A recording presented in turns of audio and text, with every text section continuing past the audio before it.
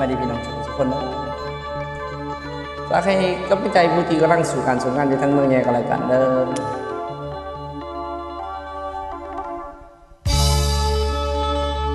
โอ้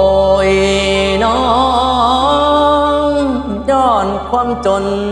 จังไกลบ้านดอกเฮือนสามบ้านเคยอยู่ได้หนอไกลทางแผ่นและสู่มาสู่ต่องานพ่อแม่คอยอยู่บ้านป่านนี้จมดอกโอ้ยวายสู่แต่งานนอแปะตายหอนสำไฟนอเผาเนื้อขารถมือบ่ถึงบ้าน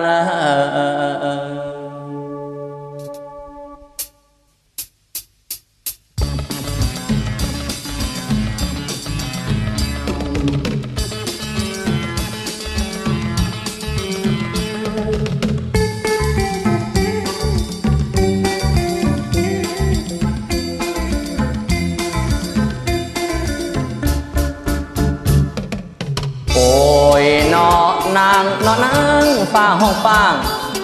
งได้เหินทางเฮือนนอนได้คนจอนนอนดิบกับปิ่นเวินเดินเร่เหลือใจเร่โตเตต่อยตำเว้นหรือกำบักอายตั้งไกลบ้านบ่เศร้าคิดถึงน้องเยาแฟนเขาเคยเดือดหายคิดถึงตายายลุงป้าทุกตาเศร้ามองคิดถึงพ่อแม่ปวดมาน้ำตาไหลนองคิดถึงที่เหตุน้องอยากร้องให้ก้องโล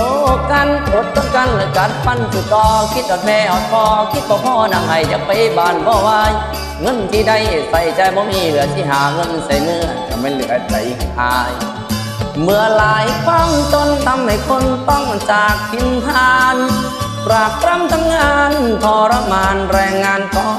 ต่ำถูกเอ็ดถูกด่าถูกบุถูกว่าเจ้านายใจดำต้องหิวต้องอดใจหูใจหดถ้างานไม่ทำบาปกรรมคนจน